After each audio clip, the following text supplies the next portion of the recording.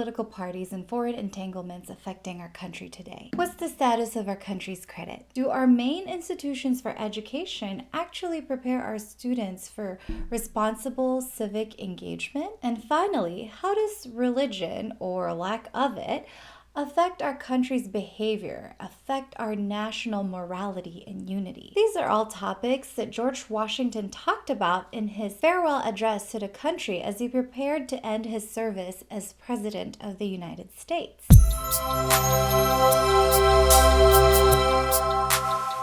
His farewell address is one of the most celebrated in American history. It's even read every year in the Senate, a tradition that started around the time of the Civil War when our country's unity was at stake and the Constitution was in danger. Today we're going to do an overview of this very significant document. We're going to see how it actually summarizes so much of George Washington's presidency, and we're going to explore how it could be relevant to our country today.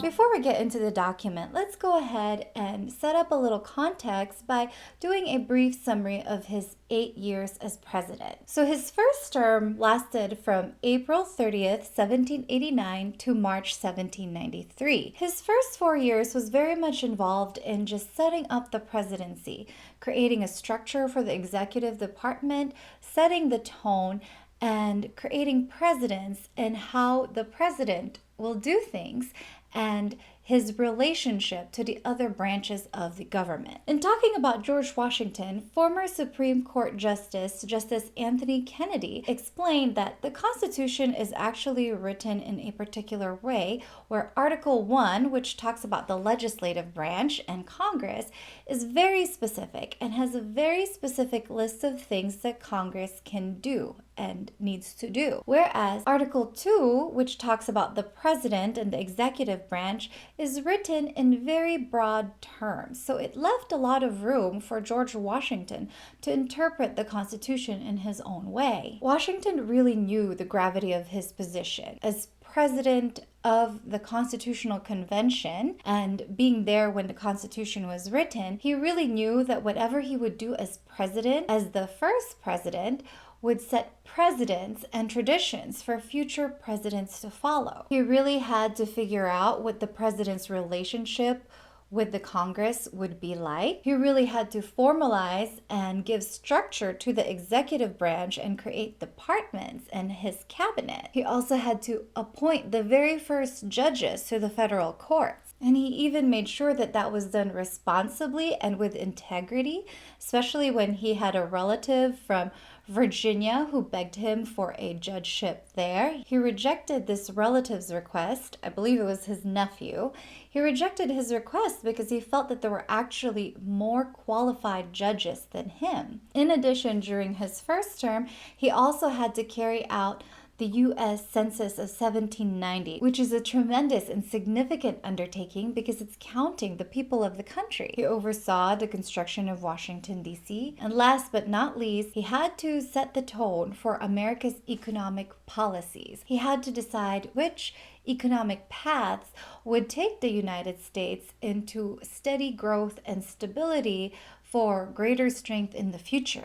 So in 1792, by the end of his first term, George Washington actually wanted to go ahead and retire. He even had his friend James Madison draft a farewell address. But there was increasing tension between Great Britain and France, and George Washington knew that the United States was likely to get pulled into that. In addition, his close advisors like Thomas Jefferson and Alexander Hamilton, who were actually bitter rivals of one another by this time, begged him to run for a second term because they knew that foreign conflict and internal political divisions were threatening to tear the country apart. And George Washington was the strongest candidate to keep the United States together. So with a little bit of reluctance but dedicated to public service, George Washington stayed on for a second term. This second term lasted from March 4th, 1793 to March 4th, 1797. And it it was in this second term where so much of the conflict and tensions really boiled over in our country. The economic policies of George Washington's Secretary of the Treasury, Alexander Hamilton,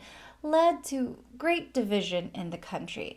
For example, his plan to tax luxury goods like whiskey led to the Whiskey Rebellion. And it came to a head in 1794 when 400 of these whiskey rebels burned down tax collectors John Neville's Pittsburgh home. As a response, George Washington, assisted by Alexander Hamilton, gathered a militia force of 12,950 men. They then marched into Pittsburgh to crush the rebellion, which actually just faded away at the arrival of George Washington, and thankfully there was no violence.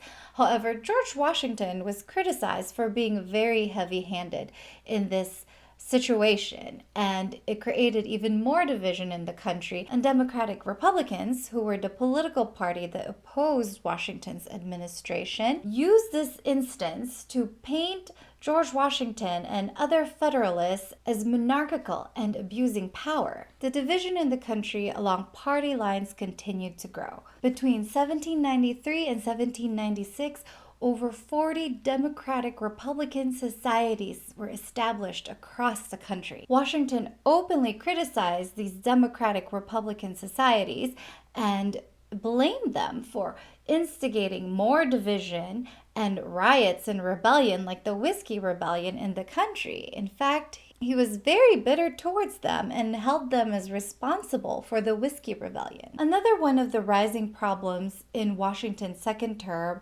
was the war between Great Britain and France. They formally declared war with one another in 1793, and this put the United States in a very difficult position. Great Britain was a significant trading partner. However, France was an ally from the American Revolution and had helped us gain our independence from Great Britain. So many people in the country, especially Democratic Republicans, actually wanted the United States to enter the war on the side of France, or to at least express friendship and show favoritism towards France. However, George Washington knew that any war threatened to destroy the very young republic. I mean, we didn't even have an established army. So in that same year, 1793, George Washington issued his Neutrality Proclamation, stating that the United States would not get involved in the war between Great Britain and France. However, this became very difficult when the whole Citizen Genet affair happened. Edmond Charles Genet was the French minister to the United States, and he was sent to the U.S. in 1793. As soon as he landed on American soil, he started this effort of privateering American ships, meaning he would take private ships, convince its owners to weaponize and shoot down and attack British ships. So this threatened war with Great Britain. And after he was asked by Thomas Jefferson, George Washington's Secretary of State, to stop, he didn't. And he actually even threatened to go over Washington's head and appeal to the American people directly. This was a grave disrespect to Washington. And the only reason that Genet was not kicked out of American soil back into France was because by that time there was a change of power in France, and George Washington knew that if he had sent Genet back to France, he would probably be beheaded. Finally, one of the more significant events that happened during George Washington's second term was Jay's Treaty. This treaty between Great Britain and the United States was established when George Washington sent John Jay to Great Britain in an attempt to avoid war with them. Before he sent John Jay, the British were attacking American ships and kidnapping American sailors and forcing them to serve in their navy and fight against the French. That, added to a mountain of other offenses from the British, put the United States on the brink of war with them. And so, in an effort to stop this, George Washington sent his Chief Justice to negotiate a treaty with them. And when John Jay came back and the treaty was revealed to the public, it created great backlash because the public thought that John Jay never really got any real concessions from the British, and that in fact it was more of the United States selling its soul to the British and giving them extra things that maybe they should have given to France instead. So George Washington was greatly criticized for this, if not personally, at least his administration. And there were burning effigies hung of John Jay all across the country. Democratic Republicans were not shy in fiercely criticizing this treaty in public and in newspapers. Finally, there's also Edmund Randolph's perceived betrayal. According to historian Alan Guelzo, George Washington actually hesitated to sign and finalize Jay's treaty because he was being informed by Edmund Randolph, his Secretary of State, that Great Britain was about to issue a new order that was contradictory to the terms of that treaty, and so George Washington decided to wait. However, his Secretary of War, Timothy Pickering, apparently intercepted one of Edmund Randolph's letters on a French ship, and this letter was intended for the French government, telling them some confidential information and trying to convince them that George Washington would not sign this treaty. Now, who knows how accurate these accusations are, because the sources are from the British. Timothy Pickering received a letter from a British ship which had intercepted that French ship, apparently. But regardless, Edmund Randolph ended up resigning the very next day out of offense and hurt feelings, and George Washington signed the treaty. But all these tensions, all these divisions really put a stress on the president, so much so that on September 19, 1796, he went ahead and published his farewell address to the country and announced that he would not seek a third term. It was a letter to the public whom he addressed friends and citizens, and it was printed in Philadelphia's Daily American Advertiser.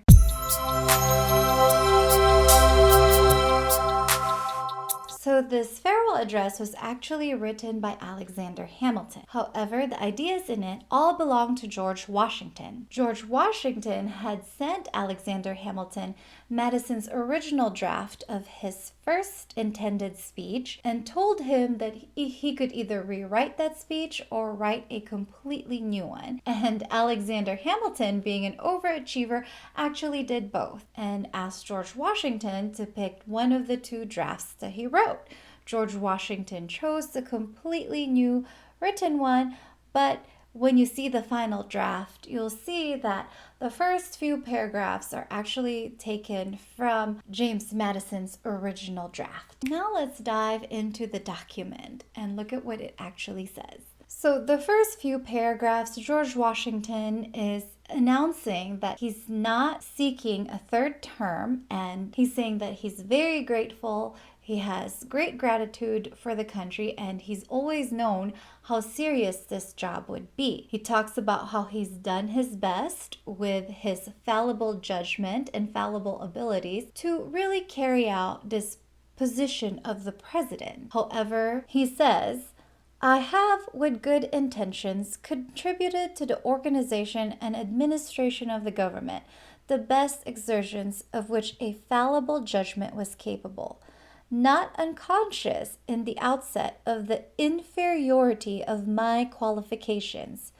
Experience in my own eyes, perhaps still more in the eyes of others, has strengthened the motives of diffidence of myself, and every day the increasing weight of years admonishes me more and more that the shade of retirement is as necessary to me as it will be welcome. So he's admitting here that he's becoming more aware of his lack of qualifications and is also very aware of the criticisms of other people.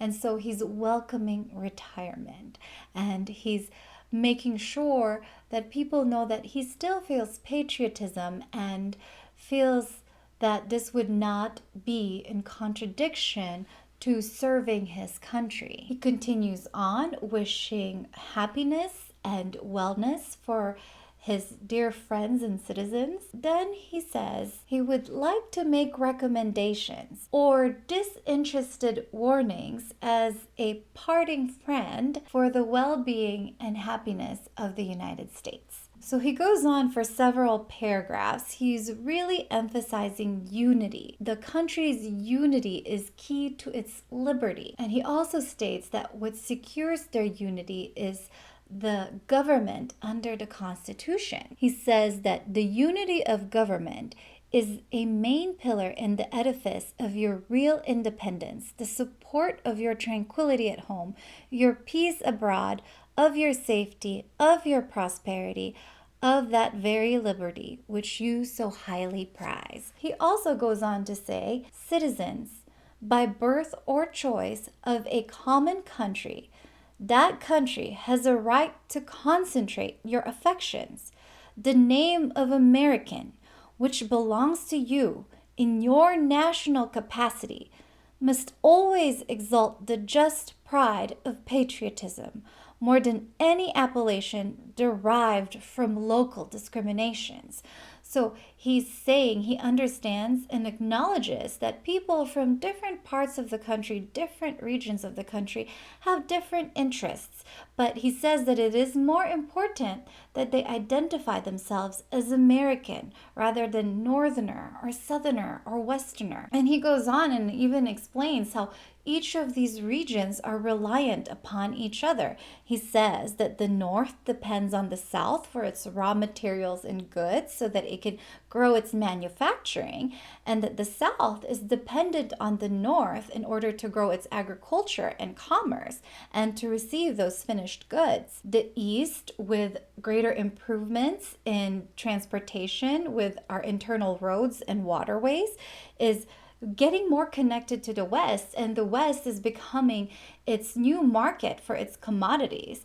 And finally, the West is dependent on the East for its growth and its comfort. And George Washington says that there's a danger to the country's unity, that there are designing men who will try to convince the country that there's actually a real difference between the regions and will misrepresent the aims and goals and interests of the other regions so that there would be more divide in the country. And I think he really stresses this because that's the experience that he had during his administration, just figuring out where the capital would go and negotiating the details of how to pay the national debt.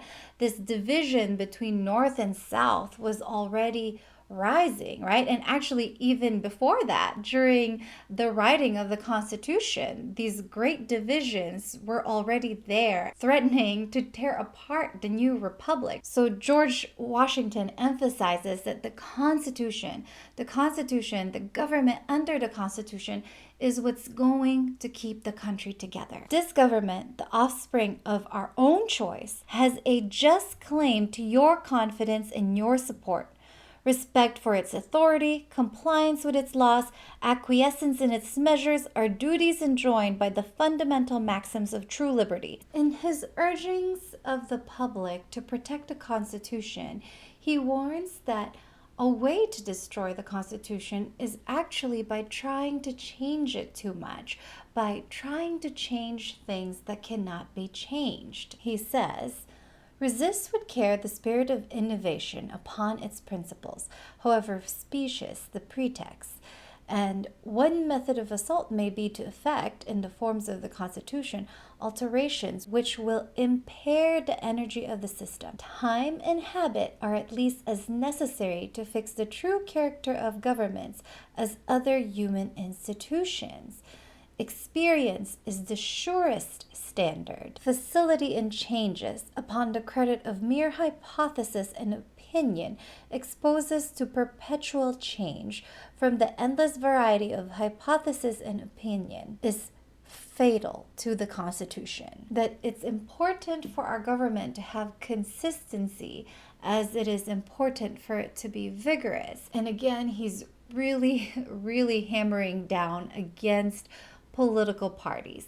So much of his farewell address is warning the country against political parties. This really speaks a lot to his experience as president with the rising division within his own administration, being divided between Alexander Hamilton and Thomas Jefferson, and their diverging ideas about the country, and eventually with George Washington choosing Alexander Hamilton's plans, and then George Washington feels that Thomas Jefferson then went behind his back and started organizing behind the scenes and openly criticizing his administration. He warns that the baneful effects of the spirit of party just leads to domination, revenge, division, personal power, greed, false alarm, riot, and insurrection. And again, this is him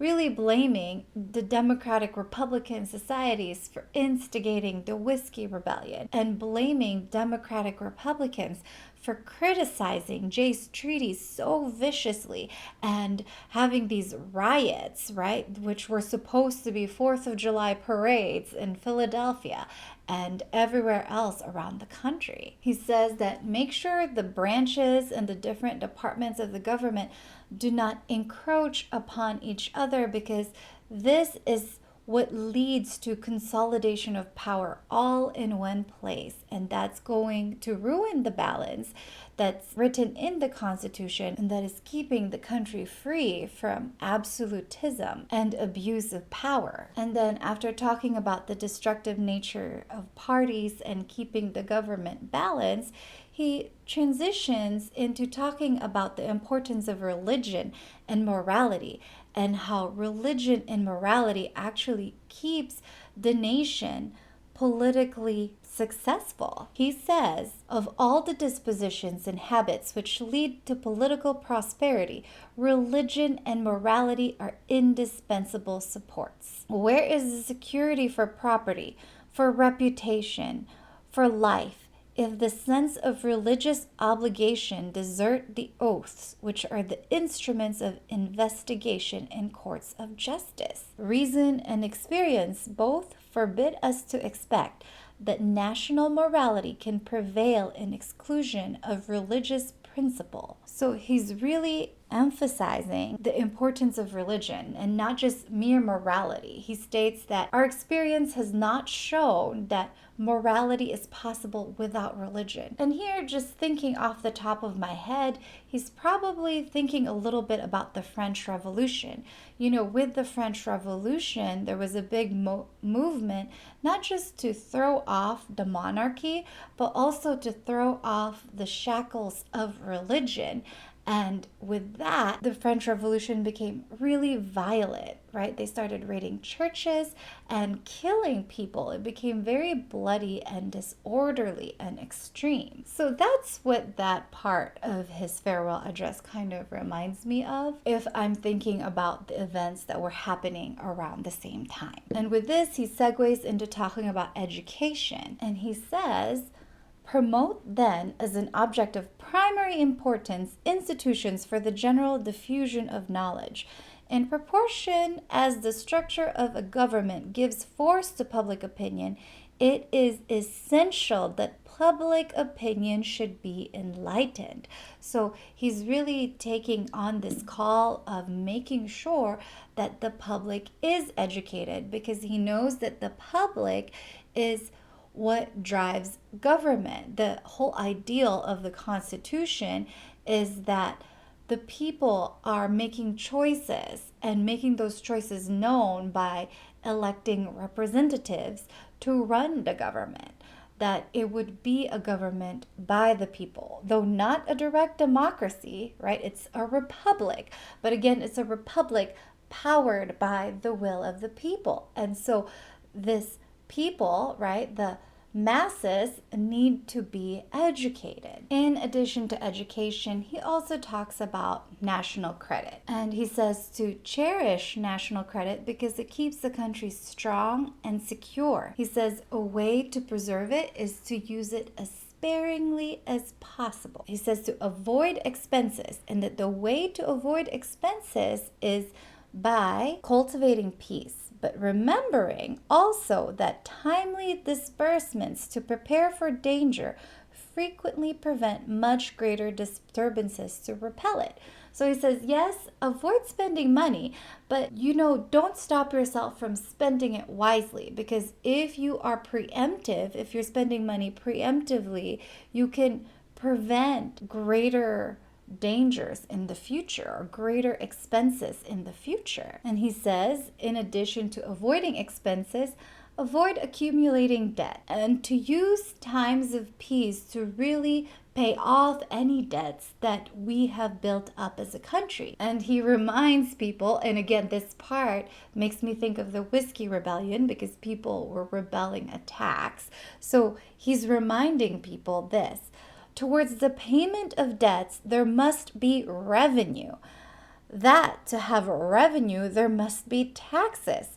That no taxes can be devised which are not more or less inconvenient and unpleasant. And then I think the last big section of his farewell address is his appeal to the people to stay away from foreign conflicts. He really reiterates that the affairs of Europe are completely separate from the affairs of the United States, and that we should really avoid foreign entanglement. He says that the nation which indulges towards another an habitual hatred or a habitual fondness is in some degree a slave. He says then that would be these habits of hate or habits of friendship that's going to draw us into armed conflicts that is not really in the best interest of our country. And again, here I'm thinking about the war between Great Britain and France and the pains and stresses that George Washington undertook in order to avoid getting caught up in their wars. And then he warns that there will be people who facilitate the illusion of an imaginary common interest in cases where no real common interest exists, and infusing into one the enmities of the other, betrays the former into a participation in the quarrels and wars of the latter without adequate inducement or justification. And here I'm really thinking wow, is this a jab towards the Jeffersonian Republicans and all the people who really wanted us to side with France, saying that, hey, here is France, and here they are creating this new republic that is so much like ours, and they stand for the same ideals that the United States stands for. And here I'm kind of sensing George Washington is maybe saying that no, that's not necessarily the same thing. The French Revolution is not necessarily the same thing as the American Revolution. And he even continues on with this. He says, and it gives to ambitious, corrupted, or deluded citizens, that's pretty strong words, who devote themselves to the favorite nation, facility to betray or sacrifice the interests of their own country without odium, sometimes even with popularity, gilding with the appearances of a virtuous sense of obligation, a commendable deference for public opinion, or a laudable zeal for public good, the base or foolish compliances of ambition, corruption, or infatuation. And again, here I'm thinking about Jay's Treaty and just how it was so unpopular with the public, and how he must have thought that the Democratic Republicans were a driving force to this criticism and making George Washington's administration look like the bad guys. And he says, foreign influence is one of the most baneful foes of Republican government. And to reiterate this, he says, real patriots who may resist the intrigues of the favorite are liable to become suspected and odious, while its tools and dupes usurp the applause and confidence of the people to surrender their interests. So he says, just treat all of the nations with good faith and justice, have good economic relationships with everyone. But yes, avoid these permanent alliances and permanent rivalries, and don't get drawn into it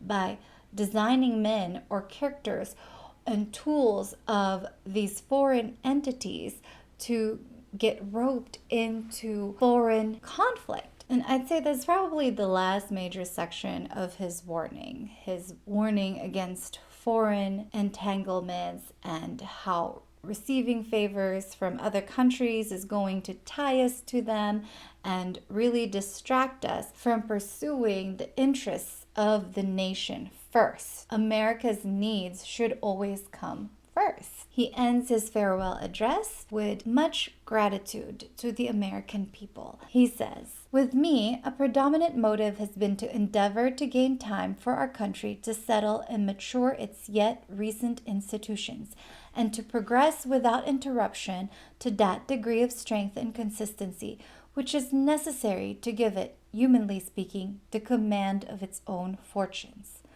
Though, in reviewing the incidents of my administration, I am unconscious of intentional error, I am nevertheless too sensible of my defects not to think it probable that I may have committed many errors. Whatever they may be, I fervently beseech the Almighty to avert or mitigate the evils to which they may tend.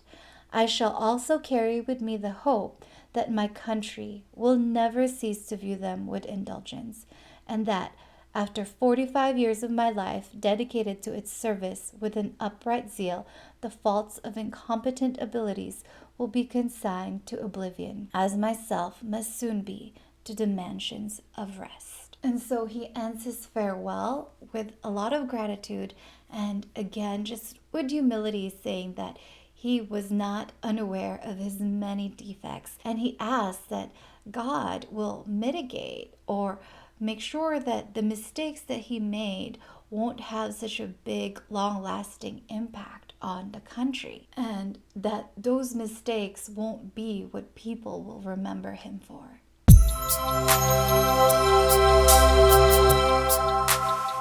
So looking at all these major points of George Washington's farewell address, it would be useful for us to just kind of look at that address and compare it to where the country is today. I'm not here to give any definitive evaluations by any means. I mean, I am in no means an expert. And there's a saying when I was studying history back in college that historians like to look at the past and we don't really get into politics of today because it's too close, right? It's hindsight's 2020, and looking back at the past is what gives us a better perspective, a more objective perspective. But when we're in it, we're far too involved. And I think that's definitely very much the same for us. But I think it doesn't stop us from using the past then as a lens back into what's happening today, right? Where are we at with political parties? I mean, George Washington, the way he spoke of it, he just really spoke of it with so much disdain. And I think it's something that really broke his heart because such good friends of his, like James Madison, Thomas Jefferson, men he had originally really had great respect for, he felt betrayed by them ultimately in the end. And in his mind, even though the Federalists are technically a party, in his mind, that's not like a political party. Really, the Federalists and their policies, it's just the government. They were the government, right? And if you look at some sources, the way they describe political parties, there's the pro-administration and the anti-administration. And that's what the Democratic Republicans were. They were the anti-administration. And for Madison and Jefferson to organize opposition to George Washington's administration, he really felt that that was a betrayal. So much so that it was reported that on the eve of his death, he was brooding over how James Madison was supporting James Monroe's candidacy for the governorship in Virginia. And that was the night before he died. He was still struggling and hurting over the political divisions that had grown during his administration within his inner circle. And this is very different from John Adams and Thomas Jefferson, who actually started writing letters to one another again after their retirement and rekindled their friendship. This was not the case with George Washington and several of the founding fathers. And I don't even want to talk about what our government is doing to national debt. And I just wonder what Alexander Hamilton or George Washington would think of that.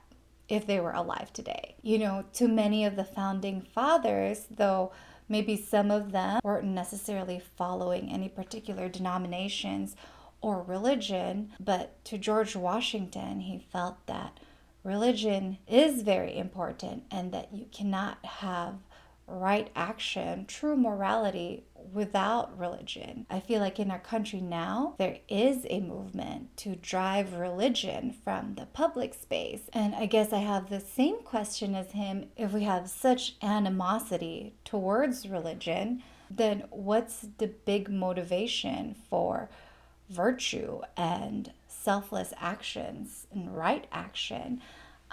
If we have such animosity towards religion, what will be the driving force behind our actions, and what direction will our actions take as a nation? And it's not even just about virtue or morality, it's also about consistency. Will there be any consistency as the people in power change? So there's definitely a lot to think about with George Washington's farewell address, and I think it is still definitely very relevant to today. It's just a matter of how we would carry it out in our particular present day situation. And it's wonderful to hear that they still read this in the Senate every year. Anyway, what are your thoughts on George Washington's farewell address? Please leave them in the comments down below. I hope this has been helpful to you, and I hope you have a wonderful, blessed week.